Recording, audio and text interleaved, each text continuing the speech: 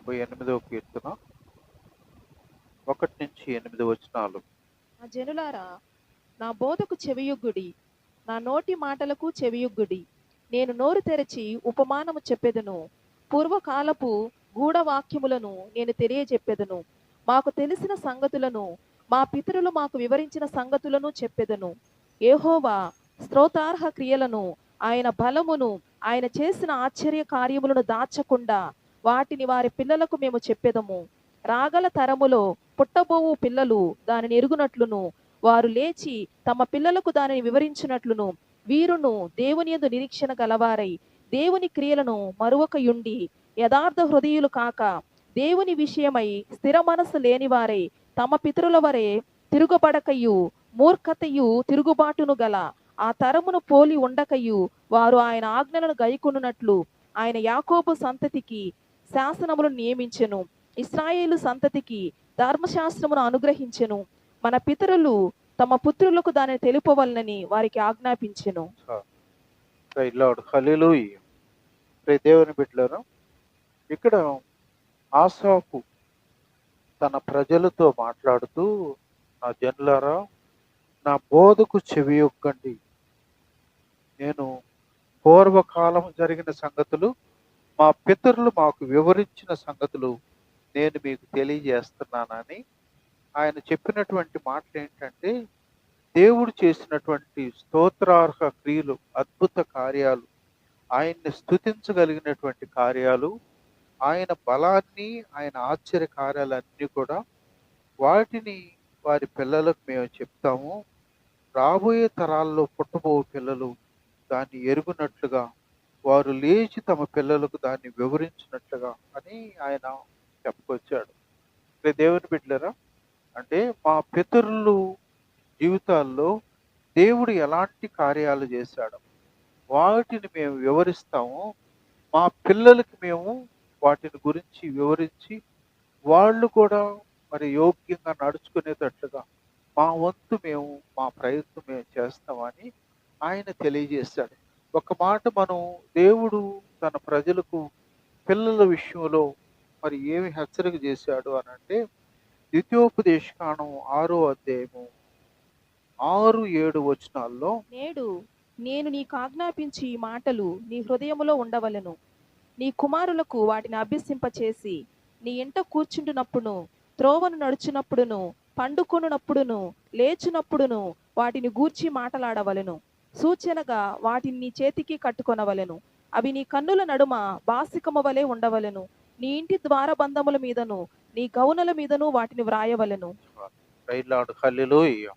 దేవుని బిడ్డలారా, ఇక్కడ దేవుడు అంటాడు, నేను నీకు ఆజ్ఞాపిస్తున్న ఈ మాటలు, ఈ కట్టడలు, ధర్మశాస్త్రాన్ని అంతటినీ నీవు నీ హృదయంలో ఉండాలి. హృదయంలో ఉండటం అంటే వాక్యం నీకు ఏమైతే దేవుడు తెలియజేస్తాడో వాక్య ప్రకారంగా నువ్వు నడవాల. ముందు నువ్వు నీ హృదయంలో వాక్యం ఉండి ఆ వాక్యాన్ని ప్రకారంగా నువ్వు నడుస్తూ వాటిని నీ కుమారులకు, నీ కుటుంబానికి వాటిని, ఆ మాటలు తెలియజేస్తూ నువ్వు ఇంట్లో కూర్చున్నప్పుడు, త్రోవలో నడిచేటప్పుడు, పనిచేస్తున్నప్పుడు దేవుని కార్యాల గురించి, దేవుని కట్టడల గురించి అవి నీ బిడ్డలకు నువ్వు నేర్పించాలి. నీ ఇంటి ద్వారబంధముల మీదను, గౌనుల మీద కూడా దేవుని వాక్యాన్ని రాయాలి అని ఆయన తన ప్రజలకు తేటతెల్ల చేశాడు.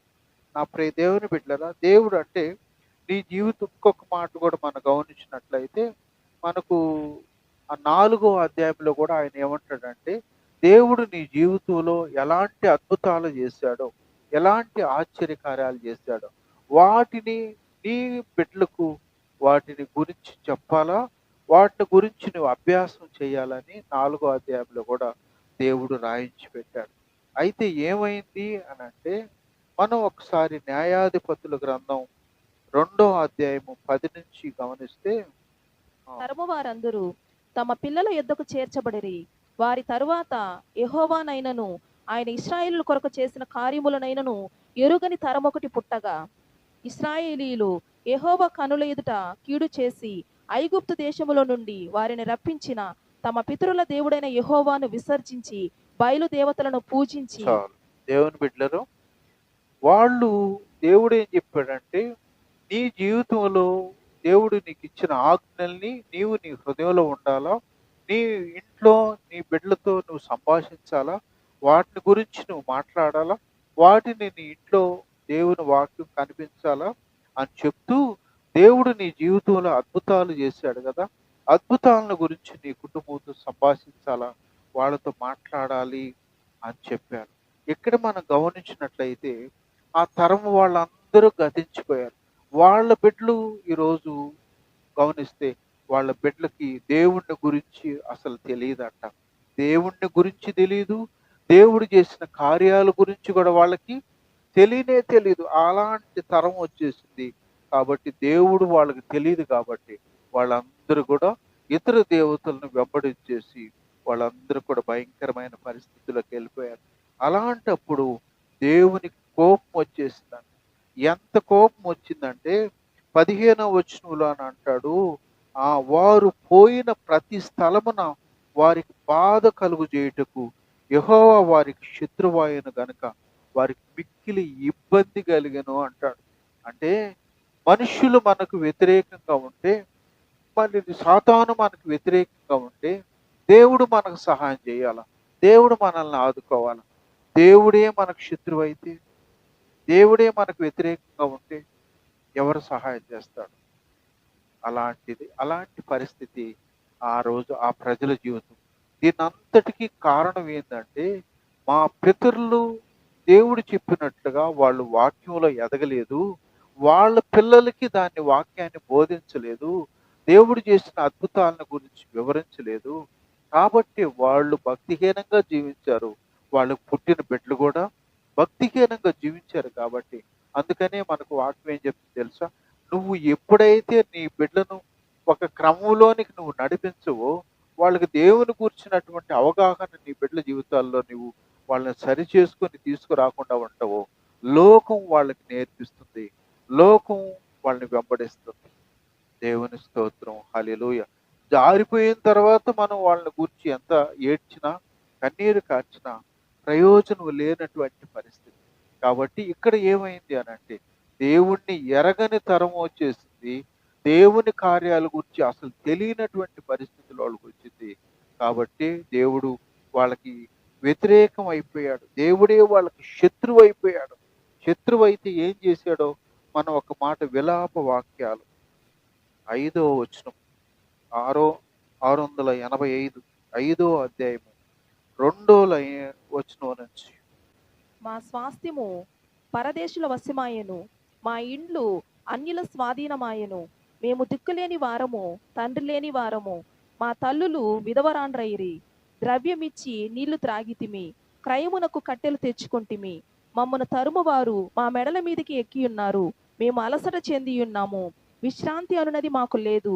పొట్టకూటికై ఐగుప్తీయులకును అర్షూరీయులకును లోబడి ఉన్నాము.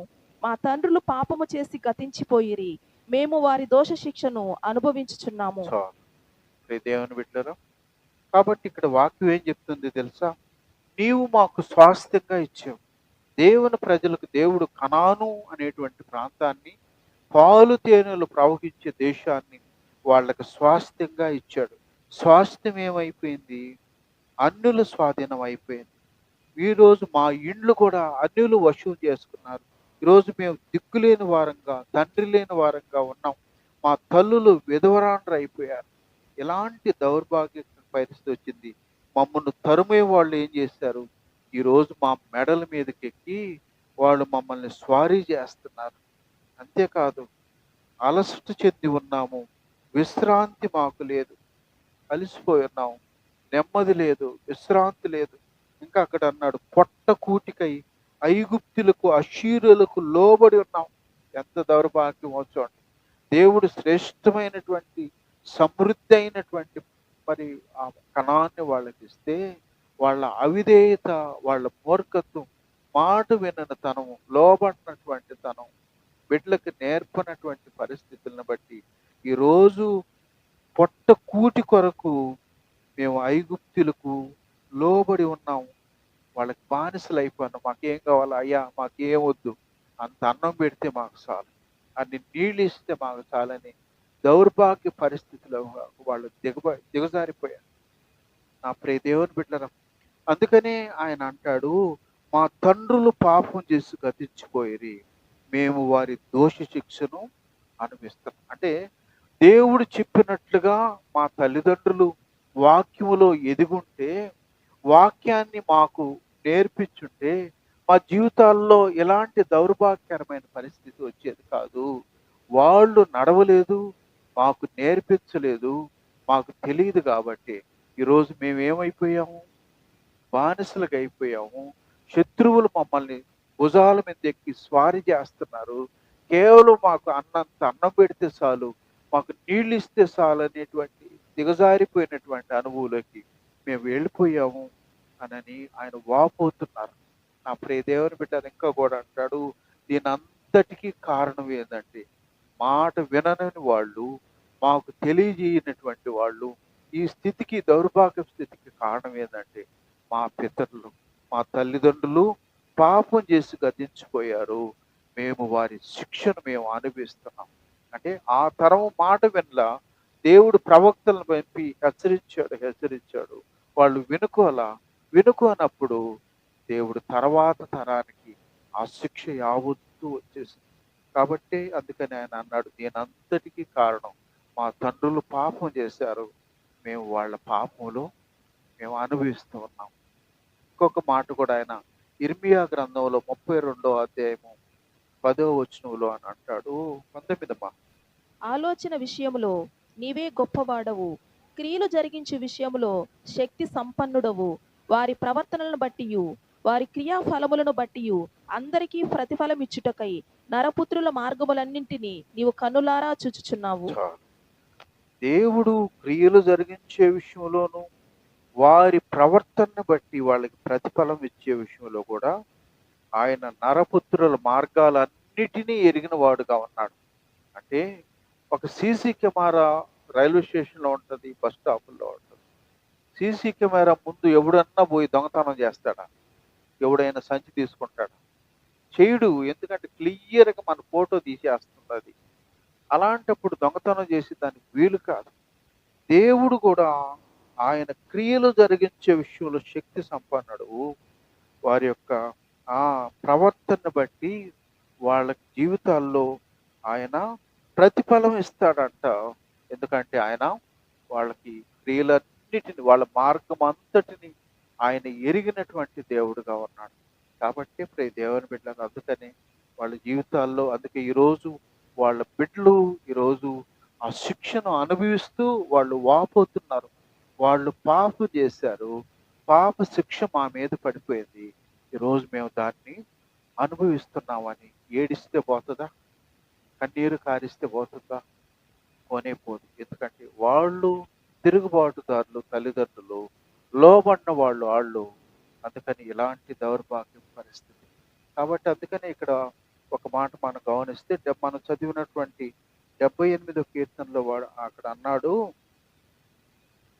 6వ వచనములు అంటాడు, యథార్థ హృదయులు కాక వాళ్ళల్లో యథార్థత లేదు, దేవుని విషయమై స్థిర మనస్సు లేనటువంటి వారు. అంటే కళ్ళ ముందు అద్భుతాలు చేస్తున్నా ఎంత గొప్ప దేవుడు అనేటువంటి మనస్సు వాళ్ళల్లో లేనే లేదు. స్థిర మనస్సు లేదు. వాళ్ళు తిరుగుబాటు చేసే మనస్తత్వం, మూర్ఖత్వాన్ని కనపరిచే మనస్తత్వం, ఆజ్ఞలకు లోబడినటువంటి మనస్తత్వం. వాళ్ళు ఎన్ని అవలక్షణాలు ఉన్నాయో చూడండి. వాళ్ళల్లో ఇన్ని అవలక్షణాలు ఉన్నాయి. దేవుని మాట వినుకోలా, దాని పర్యవసానం ఈరోజు ఇలాంటి పరిస్థితికి వచ్చేసి. నా ప్రియ దేవుని బిడ్డలారా, కాబట్టి మన జీవితాల్లో దేవుణ్ణి ఎరిగిన తర్వాత, దేవుని వాక్యంలో మనం ఎదుగుతున్నప్పుడు, మీకు దేవుడు ఊరికే టైం పాస్ కోసం కాదు దేవుని సన్నిధిలో నిలబెట్టింది. దేవుడు తన వాక్యం ద్వారా మనతో మాట్లాడుతున్నప్పుడు, ఈ వాక్యం జీవము కలిగినటువంటి వాక్యం, బ్రతుకులు మార్చే వాక్యం, మనల్ని దేవుని స్వరూపులోనికి మలిచి దేవుని రాజ్యంలో చేర్చగలిగినటువంటి వాక్యం. కాబట్టి ఇలాంటి వాక్యాన్ని మనం వింటున్నప్పుడు, వాక్యం మన హృదయంలో ఉండాలా, వాక్యాల ప్రకారంగా మనం నడవాలా. మన బిడ్డలను వాళ్ళు అలా పెంచగలిగినప్పుడే అప్పుడు దేవుని ఉద్దేశం దేవుని ఆశీర్వాదం వాళ్ళల్లో నెరవేరుతుందనే విషయాన్ని మనం జ్ఞాపకం చేసుకోవాలి. అంటే కేవలం వచ్చి పోవటం కాదు, నీకొక బాధ్యత ఉంది. దేవుడు నీతో మాట్లాడిన ప్రతి మాటను నీ హృదయంలో ఉండాలా. వాటిని దేవుడు నీ జీవితంలో చేసిన ప్రతి ఆశ్చర్య కార్యాన్ని నీ బిడ్డలకు నేర్పించాలా. వాళ్ళు కూడా క్రమంగా ఎదగాలంటే ముందు నువ్వు క్రమములో ఉండాలా. తర్వాత వాళ్ళు నీ క్రమాన్ని నేర్చుకొని వాళ్ళు భవిష్యత్తులో దేవుని ఆశీర్వాదాన్ని దీవెనలు పొందేవాళ్ళుగా ఉంటారని వాక్యం తేట ఫలితాల్లో చేస్తుంది. రేపు దేవుని బిడ్డారా, విజయవాడలో ఒక ఇన్సిడెంట్ ఏందో తెలుసా? 13 సంవత్సరాల ఒక పిల్లోడు ఒక అమ్మాయిని పాడు చేశాడు. ఆ అమ్మాయి కూడా చిన్న వయసు. పాడు చేసి కేసు అయిపోయింది. కేసు అయిన తర్వాత పోలీసులు వాడిని విచారిస్తే, అరే ఎందుకు చేసేవరా ఇలా అంటే, వాడు అన్నాడు, ఒకసారి మా అమ్మ ఆ ఆ చల్ల చూస్తా ఉండింది. చూస్తా చూస్తా చల్లని ఆడబెట్టి స్నానానికి పోయింది. ఇంతసేపు నుంచి ఏంది ఈమె చూస్తుందని చెప్పి నేను చూశాను. అందుకే నాకు కూడా అలా చేయాలనిపించింది అన్నాడు. ఎవరు కారణం? పిల్లోడు కాలమా? దేవుని బిడ్డలారా, అంటే ఎంత బాధ్యతగా ఉండాల్సిన తల్లిదండ్రులు బాధ్యత రాహిత్యంగా ఉంటే బిడ్డలు ఎంత భయంకరంగా పాడైపోయేదానికి, నాశనం అయిపోయేదానికి పరిస్థితి ఉంది. చూడండి, ఈరోజు వాడు క్రైమ్లో, చిన్న బిడ్డ ఈ క్రైమ్లో ఇరుక్కున్నాడు. భవిష్యత్తు వాడు మొత్తం స్పాయిల్ అయిపోయింది. నాకు తెలిసి నెల్లూరులో ఒక కుటుంబం ఉంది. ఆ అమ్మాయి ఎక్స్ట్రాల్గా ఉండేది. ఆమెకు ఒక కొడుకు ఒక కూతురు. ఆ కూతురు ఇప్పుడు ఇంటర్కి వచ్చింది అనుకుంటా. ఇంటర్కి వచ్చింది ఈ మధ్యన. ఆమె వేరే వాడిని పెళ్లి చేసేసుకొని ఫోటో పంపించిందంట వాట్సాప్లో. ఇదిగో నాకు పెళ్ళి అయిపోయింది. అయిపోయిన తర్వాత నువ్వు ఏడ్చితే వస్తుందా? గుండెలు బాదుకుంటే వస్తుందా? దేవుని బిడ్డలారా, దేవుని వాక్యం స్పష్టం చేస్తుంది. మరియు పాపం వల్ల వచ్చు జీతం మరణం. నీవు ఏమి విత్తుతావో అదే పంట నీవు ఖచ్చితంగా కోయాల్సిందే. లేదు ప్రభువా, నేను విత్తేది ఏమో మరొకటి విత్తుతాను, నాకు మాత్రం మంచి పంట కావాలంటే ఆయన నీతి గల న్యాయాధిపతి. ఆయన దేవుడెవరు? నీతి గల న్యాయాధిపతి. ఆయన అన్యాయపు తీర్పు తీర్చేవాడు కాదు. కాబట్టి నా ప్రియ దేవుని బిడ్డలారా, అలాంటి భయంకరమైన పరిస్థితులు ఈరోజు చాలా మంది తాగుబోతు తల్లిదండ్రులు ఉంటున్నారు. తాగి వాళ్ళ కట్టడలు మర్చే వాళ్ళు ఉంటున్నారు. కొంతమంది మనకు ఇట్లాంటి వాళ్ళు పరిశుద్ధ గ్రంథంలోని ఆదికాండం 9వ అధ్యాయము 20వ వచనం నుంచి గమనిస్తే, నోవహు ఆ, వ్యవసాయము చేయనారంభించి ద్రాక్ష తోట వేసెను. పిమ్మట ద్రాక్షారసము తాగి మత్తుడై తన గుడారములో వస్త్రహీనుడుగా ఉండెను. అప్పుడు కనానుకు తండ్రి అయిన హాము తన తండ్రి వస్త్రహీనుడై ఉండుట చూచి బయటనున్న తన చాలు. మరి దేవుని బిడ్డలారా, ఇక్కడ మన వాక్యాన్ని గమనించినట్లయితే నోవహు ఎవరు? నోవహు నీతిమంతుడని వాక్యం చెప్తుంది. ఒక నీతిమంతుడుగా ఉండి ఒక తరములో నోవహు కుటుంబం మాత్రమే రక్షించబడింది. జల ప్రళయం అప్పుడు నోవహు కుటుంబం మాత్రమే రక్షించబడింది. మిగతా తరమంతా కూడా నాశనం అయిపోయింది. అలా దేవుడు ఆయన్ని రక్షించి రెండవ తరములో ఆయన్ని నిలువబెట్టినప్పుడు నోవహు ఏం చేశాడు? వ్యవసాయం చేశాడంట, ద్రాక్ష తోట వేశాడంట. ద్రాక్ష రసం తాగి మత్తుడై, ద్రాక్ష రసం తాగితే మత్తు వస్తుందా? కాదు. అది పొల్లబెట్టి ఇంకా కొన్ని ఏదో మిక్స్ చేస్తే అది మందు అయిపోతుంది. మామూలు ద్రాక్ష రసం మామూలుగా తాగొచ్చు, జ్యూస్ లాగా తాగొచ్చు. కాబట్టి ప్రియ దేవుని బిడ్డరా, అవి తాగి గుడారంలో వస్త్రహీనుడిగా పడిపోన్నాడంట. బిడ్డలు వచ్చి చూశారంట. ఈరోజు అనేక మంది తాగుబోతులు మరి బట్టలు ఇంట్లో ఉన్నాయో లేదో కూడా తెలియట్లా. రోడ్డు పక్కన పడి ఉన్నాడా, వాడు ఏడన్నా ఇంట్లో పడి ఉన్నాడు కూడా అర్థం కాని పరిస్థితిలో తాగుబోతులు ఉన్నారు. దేవుని బిడ్డరా, చాలా మంది జీవితాల్లో కళ్ళ ముందుండేది భార్యో లేకపోతే బిడ్డ కూడా తెలియట్లా. మీరు గమనిస్తూ ఉంటారు. అనేక బిడ్డలు సొంత తండ్రి చేత గర్భవతులైన వాళ్ళు పల్లలు ఉన్నారు. ఈరోజు ఈ భయంకరమైనటువంటి దినాల్లో ఇలాంటి ఇన్సిడెంట్లు ఈరోజు కొత్తగా వచ్చినాయి కావు. ఇది పరిశుద్ధ గ్రంథంలోని రాయబడింది అంటే ఇలాంటివన్నీ కూడా, ఇలాంటి దుర్మార్గులు, హేయులు, మరి భయంకరులు ఆనాడు నుంచి ఈనాటి వరకు కూడా కళ్ళ ముందు కనిపిస్తూ ఉన్నారు. వాడు మరి తాగుబోతూ వాడు కావాలని భర్తకు ఫుల్లుగా దాపి ఆ ఇంట్లో వాళ్ళని పాడు చేసిన వాళ్ళు ఎంతమంది లేరు. ఇలాంటి ఇన్సిడెంట్లు ఎన్నో ఉన్నాయి, ఎన్నో ఉన్నాయి. కాబట్టి ప్రియ దేవుని బిడ్డలారా, తాగుడుతనం ఎంత భయంకరము అని అంటే మనకు ఆదికాండం 19వ అధ్యాయం 30వ వచనంలో కూడా లోతును గురించి చెప్తుంది. లోతు భార్య వచ్చి అవిధేయత చూపించినందువల్ల ఆమె మరి విగ్రహం అయిపోయిందంట. తర్వాత లోతు తన కుమార్తెలు తీసుకొని పక్కనే ఉన్న పర్వతం మీదకి వెళ్ళి గుహలో ఉన్నప్పుడు పెద్ద కూతురు అనిందంట, లోక మర్యాద చొప్పున మనతో వచ్చేవాళ్ళు ఎవరు లేరు, కాబట్టి మా నాన్నకి నేను మందు దాగి ఈరోజు వెళ్తాను, రేపు మందు నువ్వు దాపి నువ్వు వెళ్ళు అని చెప్పిందంట. కాబట్టి దేవుని బిడ్డలకు అలాంటి ప్లాన్ చేశాడు. మరి ఈయన నువ్వు ఎంత ఫుల్లుగా తాగితే మాత్రం విచక్షణ కోల్పోతావా చెప్పండి? ఎంత ఫుల్లుగా తాగినా వాడు పోయి బాయిలైన పడతాడు ఎవడు, తాగుబోతుడు ఎవడన్నా పడడు. కాబట్టి ఇలాంటి హేయమైన కార్యాలు మరి ప్రపంచంలో ఆనాడు జరిగాయి, ఈనాడు జరిగిపోయినాయి. కాబట్టి ప్రియ దేవుని బిడ్డరా, మన వాక్యం ఏం చెప్తుంది దాన్ని తెలుసా?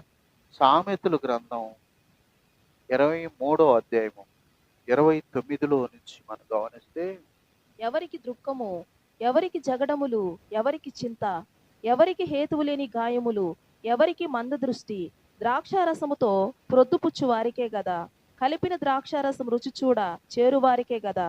ద్రాక్షారసము మిక్కిలి ఎర్రబడగను, గిన్నెలో తలతలలాడుచుండగను, త్రాగుటకు రుచిగా ఉండగను, దాని వైపు చూడకము. పిమ్మట అది సర్పము వలె కరుచును, కట్లపాము వలె కాటువేయును. విపరీతమైనవి నీ కన్నులకు కనబడును, నీవు వెర్రి మాటలు పలుకుదువు. చాలా శ్రేష్టమైన మాటలు పరిశుద్ధ గ్రంథంలో దేవుడు రాయించి పెట్టాడు. శ్రమ ఎవరికి, దుఃఖం ఎవరికి, జగడాలు ఎవరికి, చింత ఎవరికి, వేదన ఎవరికి, కన్నీరు ఎవరికి అని అంటే ద్రాక్షరసంతో పొద్దుపుచ్చే వాళ్ళకి.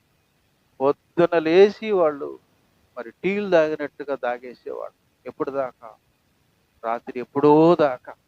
ఇలాంటి దౌర్భాగ్యులకి జగడాలు ఎందుకుండవు, చింత ఎందుకుండదు, వేదన ఎందుకుండదు, దుఃఖం ఎందుకుండదు కుటుంబాల్లో? అందుకని అన్నాడు, దాని గురించి మాట్లాడుతూ అంటాడు, ద్రాక్షరసం మిక్కిలి ఎర్రగాను గిన్నెలో తలతల్లాడుతుంటే చూసి నీవు దాని వైపు చూడొద్దు.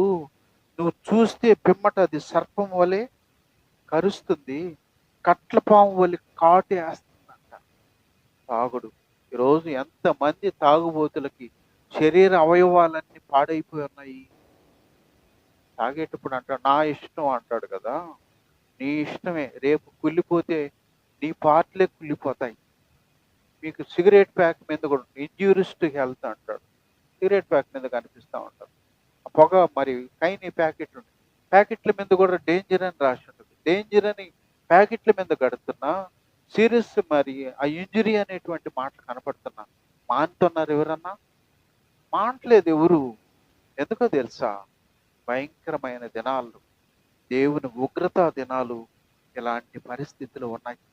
కాబట్టి ప్రియ దేవుని బిడ్డరా, అందుకని తల్లిదండ్రులు బాధ్యతాయుతంగా వాళ్ళ బిడ్డలకి దేవుడిని గురించి ముందు వాళ్ళు నడవాలి, వాళ్ళ బిడ్డలను క్రమంలో పెంచాలి. సరిగా సక్రమంగా ఈ భయంకరమైన దినాల్లో మనం ఎప్పుడైతే సక్రమంగా ఉంటామో మన కుటుంబం ఆశీర్వాదకరంగా దీవెనకరంగా ఉంటుంది. అపవాదికి ఏమాత్రం తావులేని కుటుంబాలుగా మన కుటుంబాలు ఉంటాయి అనేది మనకు చేస్తూ ఉంది. అందుకని మనకు ఒకవేళ ఎలా అనుకోవచ్చు, వాళ్ళు అలా చేశారు కదా మాకెందుకు ఇవ్వనంటే, ఒక మాట మనం 1 కొరింథీ 10వ అధ్యాయం 11వ వచనంలో వాక్యం అంటుంది,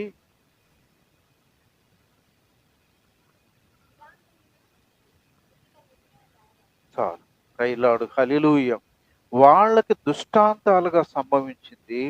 యుగాంతమందు జీవించి మనకేం కలగాలి? బుద్ధి తెచ్చుకోవాలి. దేవుడు మారని దేవుడు. ఆ ప్రారంభంలో ఎలా ఉన్నాడో, ప్రారంభంలో ఆయన మనసు ఎలా ఉందో, ఇప్పటికీ ఆయన మనసు అలాంటిది. ఆయనేమో మార్పు లేదు. కాబట్టి వాళ్ళకి దృష్టాంతాలుగా సంభవించింది. వాళ్ళు ఆ రోజు చెదిరిపోయేదానికి, బానిస స్థితిలోకి వెళ్ళిపోయేదానికి, మెడల మీద వంగిపోయేటట్లుగా వాళ్ళ బ్రతుకులు అంత నిరాశతో కోల్పోయేదానికి కేవలం మాట వెనక వాక్య ప్రకారంగా జీవించిన కారణాన్ని బట్టి ఈ సత్యాన్ని ఎరిగి ఈ రోజుకు కూడా మన వాక్య ప్రకారంగా మనం నడవకపోతే, వాక్యాన్ని పట్టించుకోకపోతే మన జీవితాల్లో కూడా అలాంటి నష్టం ఉంటుందని మనం ఏం తెచ్చుకోవాలా? బుద్ధి తెచ్చుకోవాలి. దేవుని స్తోత్రం, హల్లెలూయా. అందుకని మరి ఆయన ఆసాపు తన కీర్తనలు అన్నాడు. ఆయన 4వ వచనం 78:4 అని అన్నాడు, యెహోవా స్తోత్రార్హ క్రియలను, ఆయన బలాన్ని, ఆయన చేసిన ఆశ్చర్య కార్యాలని దాచకుండా వాటిని వారి పిల్లలకు చెప్పెదం. వారి పిల్లలంటే ఎవరి పిల్లలకి? ఆ రోజు దేవుడు చేసిన అద్భుతాలు, ఈ రోజు చేస్తున్న అద్భుతాల్ని మేము మా బిడ్డలకు చెప్తాం. ఈరోజు దేవుడిని గురించి, దేవుని కార్యాల గురించి మేము మా పిల్లలకు చెప్తాము. వారు లేచి తమ పిల్లలకు దానిని వివరించినట్లు మేము మా బిడ్డలకు చెప్తాము. వాళ్ళ బిడ్డలకు వాళ్ళు చెప్పి చేస్తారు. ఎందుకో తెలుసా? వీరును దేవుని యందు నిరీక్షణ గలవారై దేవుని క్రియలు మరువకయుండి. కాబట్టి దేవునిలో వీళ్ళు ఎదురు చూసేవాళ్ళుగా ఉండాలా? దేవుని క్రియలను మర్చిపోకుండా వాళ్ళు ఉండాలా? ఎందుకో తెలుసా? మా పితరులు యథార్థత లేకుండా, స్థిర మనస్సు లేకుండా, తిరుగుబాటు లేకుండా, మూర్ఖత లేకుండా వాళ్ళలాగా ఉండకూడదంటే మా బిడ్డలకు మేము దేవుని గురించి నేర్పించాలా? దేవుని మాటల గురించి మేము నేర్పించాలా? అలా మేము చేస్తేనే మా తరాల నుంచైనా మా బిడ్డలకు నష్టపోకుండా, మమ్మల్ని నుంచైనా మా బిడ్డలకు అలాంటి శత్రుపక్షంగా మరి వాళ్ళు పడిపోకుండా ఉండేదానికి ఉంటుంది. కాబట్టి మరి మేము మా బిడ్డలకు మేము నేర్పించుకుంటాం. మా పితరులు చూసి మేము బుద్ధి తెచ్చుకుంటున్నాము. మా బిడ్డలు అలా కాకుండా ఉండాలంటే మేము మా పిల్లలకు మేము నేర్పిస్తున్నామని తేటతెల్లం చేస్తుంది. దేవుని స్తోత్రం, హల్లెలూయా. మరి దేవుని బిడ్డలు ఒకసారి దేవుడు మనతో మాట్లాడుతున్నాడు. ఈరోజు వాళ్ళని గురించి నేర్చుకున్నాం. దేవునిలో ఎదిగే మనం ఇన్ని సంవత్సరాల్లో మనం మొన్న కూడా అనుకున్నాం. ఇన్ని సంవత్సరానికి ఒక్క మాట నేర్చుకున్నా కూడా, సంవత్సరంలో ఇన్ని సంవత్సరాలు ఎన్ని మాటలు వచ్చి ఉండాలి మనకు? నీకు చదువు రాదనుకోండి, సంవత్సరానికి ఒక్క మాట, 52 వారాల్లో నీకు ఒక్క మాట నేర్చుకోకుంటే ఇన్ని సంవత్సరాలు ఇంటూ 52 కలిపితే ఎన్ని అయి ఉండాలా? అన్ని మాటలన్నా ఉన్నాయి మనకు, ఉంటాయి మైండ్లో. వస్తున్నాం వెళ్తున్నాం కానీ దేవుని వాక్యాన్ని మన హృదయంలో అలా తీసుకునే వాళ్ళంగా మనం ఉండాలి. కాబట్టి నా ప్రియ దేవుని బిడ్డలం, అందుకని అబ్రహామును గురించి దేవుడు అని అంటాడు. ఆయన ఆదికాండం 18వ అధ్యాయం 19వ వచనంలో దేవుడు అబ్రహామును గురించి మాట్లాడుతూ అన్నాడు, అబ్రహాము రాబోయే తన తరాన్ని అంతటికి నన్ను గూర్చి చెప్తాడని నాకు తెలుసు. దేవుడు ఆయన గురించి ఏం సాక్ష్యం చెప్పాడు? అబ్రహాము తన బిడ్డలందరికీ నన్ను గూర్చి చెప్తాడని నాకు ఆయన గురించి తెలుసు అని దేవుడే ఆయన గురించి సాక్ష్యం ఇస్తున్నాడు. దేవుని స్తోత్రం, హల్లెలూయా. ఇంకొక మాట మనం 71వ కీర్తనలో దావీదు కూడా అంటాడు. 71:17-18లో బాల్యము నుండి నీవు నాకు బోధించుచూ వచ్చితివి, ఇంతవరకు నీ ఆశ్చర్య కార్యములు నేను తెలుపుచునే వచ్చి తిని. దేవా, వచ్చు తరమునకు నీ బాహుబలమును గూర్చియు, పుట్టబోవు వారికి అందరికీ నీ శౌర్యమును గూర్చియు నేను తెలియచెప్పునట్లు తల నెరసి వృద్ధుడనై ఉండు వరకు నన్ను విడువకుము. దేవుని స్తోత్రం, హల్లెలూయా. దావీదు భక్తుడు అంటాడు, అయ్యా, నేను బాల్యం నుంచి కూడా నా జీవితంలో నువ్వు అద్భుతాలు చేశావు. బాల్యం నుంచి నేను పొందుకున్న కార్యాలన్నీ నేను ఇతరులకి తెలుపుతానే వచ్చా నేను. అయితే వచ్చే తరానికి కూడా, ఈ తరానికి నిన్ను గురించి నేను చెప్పాను, వచ్చే తరానికి కూడా నిన్ను గూర్చి నేను చెప్పాలంటే నేను వృద్ధుడిని అయిపోయిన నన్ను విడిచిపెట్టదు. అంటే వృద్ధాప్యం వచ్చినప్పటికీ అలా చెప్పగలిగేటట్లుగా నాకు అలాంటి భాగ్యాన్ని ఇవ్వని దేవుణ్ణి కోరుకుంటున్నాడు. నా ప్రియ దేవుని బిడ్డరా, మన బిడ్డల జీవితాల్లో మనం ఎలాంటి పునాది వేస్తున్నామో ఒకసారి మనల్ని మనం పరిశీలించుకోవాలి. మనకు టీచర్లు చదువు విషయంలో పునాది వేస్తారు. తల్లి, ఆమె టీచరు, ఆమె గురువు, సమస్తం ఆమె. అమ్మ నాన్న అని అక్షరాలు నేర్పించింది ప్రతి తల్లి. తల్లి బాధ్యత చాలా ఉంది. కాబట్టి నీ బిడ్డల జీవితాల్లో దేవుని గూర్చినటువంటి పునాది ఎలా వేస్తున్నావో వేయట్లేదా ఒకసారి మనల్ని మనం పరిశీలించుకోవాలి.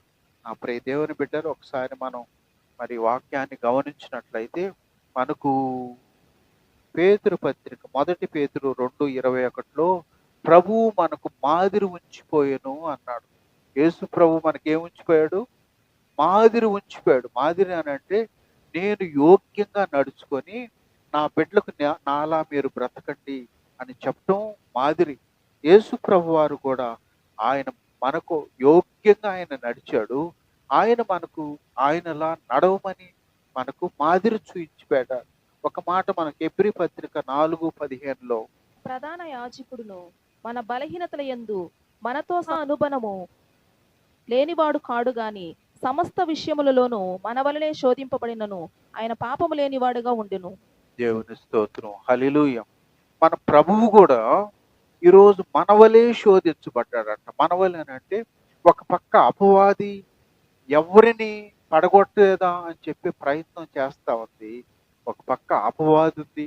ఒక పక్క లోకమంతా కూడా పూర్తిగా మునిగిపోయి మత్తులో జోగాడుతూ ఉంది. ఇప్పుడు మనకి యెషయా గ్రంథం 26 అన్నట్టు భూమి మత్తున వలె ఊగుతూ ఉందంట, నాశనానికి జోగాడుతూ ఉందంటాడు. ఇలాంటి వెళ్ళే పరిస్థితుల్లో నా ప్రియ దేవుని బిడ్డరా, ఇలాంటి శోధన ఈరోజు నీకు నాకే కాదు, ఆ రోజు మన ప్రభు అయిన యేసయ్య కూడా ఇలాంటి శోధన ఎదుర్కొన్నాడు. అపవాది ఆయన్ని శోధించలేదా? సాతాను ఆయన్ని శోధించలేదా? ఖచ్చితంగా శోధించింది. కానీ అక్కడ ఏమంటుంది వాక్యం? మనవలే శోధించబడినను ఆయన పాపము లేనివాడుగా ఉండెను. దేవుని స్తోత్రం, హల్లెలూయా. అపవాది ఎంత శోధించినా, అపవాది కుయుక్తులు ఎన్ని పన్నినప్పటికీ పాపము లేనివాడుగా ఆయన నిలవబడ్డాడు. అందుకే సర్వమానవాళ్ళ కొరకు పరిశుద్ధుడైనటువంటి ప్రభు ప్రాణం పెట్టేదానికి ఆయనకు అర్హత ఆయనకు వచ్చింది. శోధించబడి పడిపోయి ఉంటే అర్హత ఉండేది కాదు. ఇప్పుడు మరి మనం గ్రామాల్లో పశువుల్ని బలిస్తారు కదా. పశువుల్ని బలిచ్చే పశువుకి మచ్చ, డాగు ఏది ఉండకూడదు. అన్నీ కూడా కరెక్ట్గా ఉంటేనే అది బలిస్తారు. సర్వమానవాళి పాపం పరిహరించబడాలంటే దేవుడు కూడా పరిశుద్ధుడైనటువంటి వ్యక్తి, మచ్చ ఏది కళంకు లేనటువంటి వ్యక్తి ప్రాణం పెట్టాల. ఎవరూ లేరు కాబట్టి యేసు ప్రభు ఈ లోకానికి మానవుడిగా దిగివచ్చి ప్రాణం ఆయన పెట్టాల్సి వచ్చింది. కాబట్టి ప్రియ దేవుని, అందుకనే వాక్యం అంటుంది, అలాంటి శోధించబడే దినాల్లోనే ప్రభువు అంత నిక్కచ్చిగా ఆయన మనకు మాదిరి చూయించిపోయాడు. ఈ రోజుల్లో దేవుని కార్యాలను రుచి చూసినటువంటి మనం మన బిడ్డల విషయంలో ఎలాగా మనం మాదిరికరంగా ఉన్నామో ఒకసారి మనల్ని మనం పరిశీలించుకోవాలని వాక్యం చెప్తుంది. నీళ్లు ఎప్పుడు కూడా పల్లవుకే వెళ్తాయి. లేదు లేదు పైకి ఎక్కుతానంటగా. అందుకని నీ మనస్తత్వం నువ్వు చెప్పాలంటే నీ ఫ్రెండ్స్ యొక్క మనస్తత్వం చెప్పు. వాళ్ళ మనస్తత్వం వింటే నీ మనస్తత్వం కూడా నేను చెప్తాను అంటాడు ఆయన. అంటే నీ ఫ్రెండ్స్తో వాళ్ళు ఎట్లాంటి వాళ్ళలో నేను ఒకసారి పరిశీలన చేస్తే నువ్వు ఎట్లాంటి వాడివో నేను తేల్చేస్తాను అంటాడు. కాబట్టి ప్రియ దేవుని బిడ్డలారా, మనం అలా యోగ్యంగా మాదిరికరంగా మనం ఉండేటట్లుగా ఉండాలి. కానీ గాలికి కొట్టుకుపోయినటువంటి అలాంటి వాటిగా మనం ఉండకూడదని వాక్యం చెప్తుంది. ఒక ఆయన సాక్ష్యాన్ని చెప్పి నేను ముగించేస్తాను. డేవిడ్ బ్రెయినార్డ్ అనేటువంటి ఆయన 8 సంవత్సరాల వయసులో తల్లి చనిపోయింది. ఆయన 14 సంవత్సరాల వయసులో వాళ్ళ నాన్న చనిపోయాడు. అంటే 14 సంవత్సరాలకి తల్లి తండ్రి ఎవ్వరూ లేనటువంటి వ్యక్తిగా తయారైపోయాడు. అయితే మరి ఆయన 20 సంవత్సరాల వయసప్పుడు ప్రభువుని గురించి తెలుసుకున్నాడు ఆయన. తర్వాత ఆయనకు దేవునిలో చాలా ఆసక్తి. బైబిలు థియాలజీ ఆ దాంట్లో కాలేజీలో చేరాడు దేవుడి గురించి మరిన్ని తెలుసుకోవాలని. ఆ కాలేజీలో చేరితే వాళ్ళకి వాళ్ళకి చెప్పే లెక్చరర్స్ ఏదన్నా రాంగ్ చెప్తే టక్కన లేసి వాళ్ళని పాయింట్ అవుట్ చేసేవాడు. అది కాదు ఇది అని చేసేవాడు. అట్లా పాయింట్ అవుట్ చేస్తా ఉంటే ఆయన్ని కాలేజీలో నుంచి తీసేసారు ఆయన్ని. నువ్వు ఈడ పనికిరావు నువ్వు వెళ్ళిపోమని. అంటే 21వ సంవత్సరంలో కాలేజీ నుంచి బయటకొచ్చాడు. తర్వాత ఆయన 4 సంవత్సరాలు విశ్వాసగా జీవించాడు. తర్వాత మరి 4 సంవత్సరాలు మరి సువార్త పరిచర్య చేశాడు. 4 సంవత్సరాలు ఆయన కేవలం విశ్వాసగా జీవించాడు. 4 సంవత్సరాలు సువార్త పరిచర్య చేసి 130 మందిని బాప్తిసాలు ఇప్పించాడు. అయితే ఆయనకి టీబీ ఉండేది. ట్రీట్మెంట్ సరిగా తీసుకోకుండా రక్తం కక్కేవాడు ఆయన. అంత భయంకరమైన పరిస్థితి ఉన్నప్పటికీ దేవుని పరిచర్య చేస్తూ ఉండేవాడు. ఆయన్ని గూర్చి తెలిసినటువంటి ఆయన జోనాథన్ ఎడ్వర్డ్ అనే ఒక గొప్ప దైవజనుడు ఏం చేశాడంటే ఆయన్ని తీసుకొచ్చి తన ఇంట్లో పెట్టుకున్నాడు. తన ఇంట్లో పెట్టి ఆయన కుమార్తె పేరు జెరుష. జోనాథన్ ఎడ్వర్డ్ యొక్క కుమార్తె పేరు జెరుష. ఆమె ఆయన ఆయన బ్రెయినార్డ్కి ఆయన యొక్క సపర్యలు చేస్తూ ఉండేది. అయితే ఏమైంది అని అంటే కొంతకాలానికి ఆయన చనిపోయాడు. బ్రెయినార్డ్ కొంతకాలానికి చనిపోయాడు. ఆయన చనిపోయిన తర్వాత కొంతకాలానికి జెరూష కూడా చనిపోయింది. ఎందుకో తెలుసా? టీబీ ఎక్కువ ఉంది ఆయనకి. ఆయనకు సపర్యలు చేసినందువల్ల కుమార్తెను కూడా ఈయన పోగొట్టుకున్నాడు.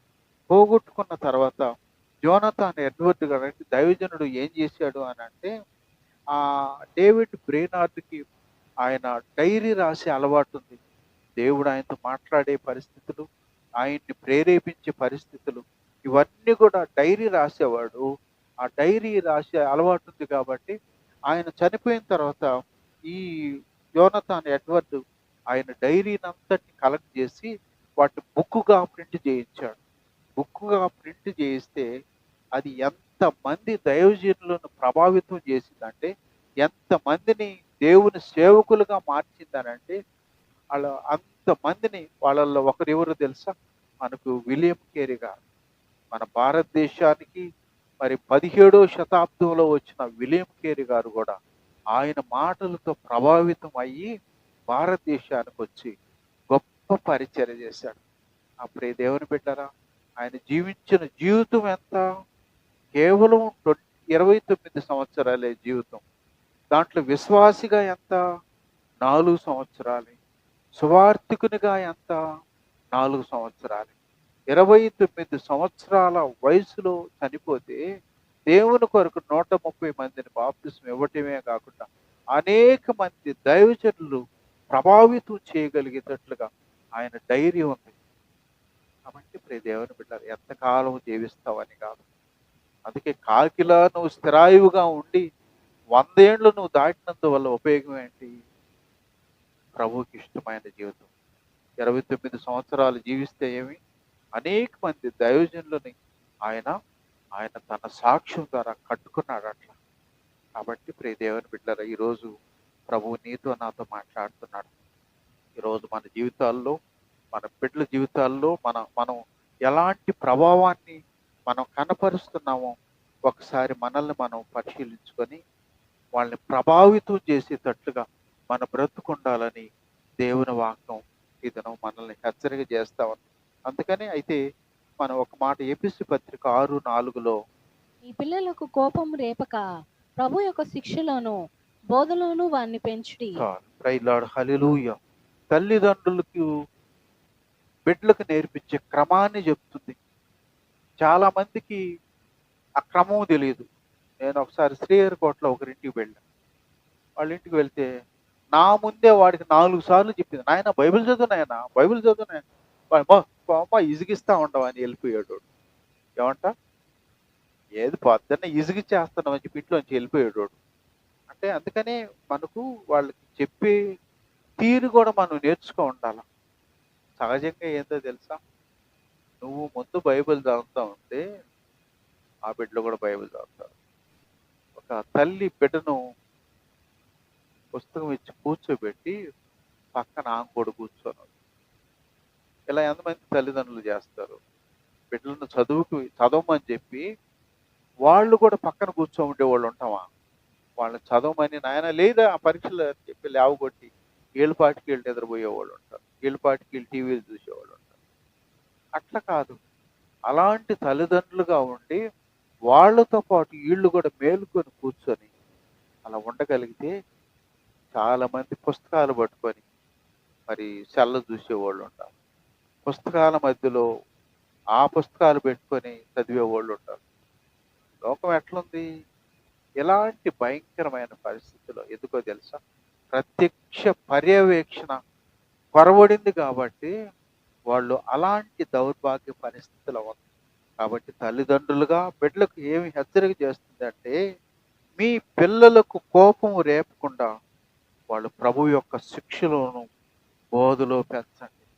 చెప్పే విధానంలో మనం చెప్తే వాళ్ళకి విసుగు లేకుండా వాళ్ళని మనం క్రమంలోకి పెంచే వారంగా మనం ఉంటామని వాక్యం చెప్తుంది. కొలసి 3:21 కూడా ఇంకొక మాట ఏమంటాడంటే, మీ పిల్లల మనసు కృంగకు ఉండునట్లు వారికి కోపం పుట్టింపకుడి. చాలు మీ పిల్లల మనసు కుంగిపోయేటట్లుగా నీ ప్రవర్తన ఉండకూడదు.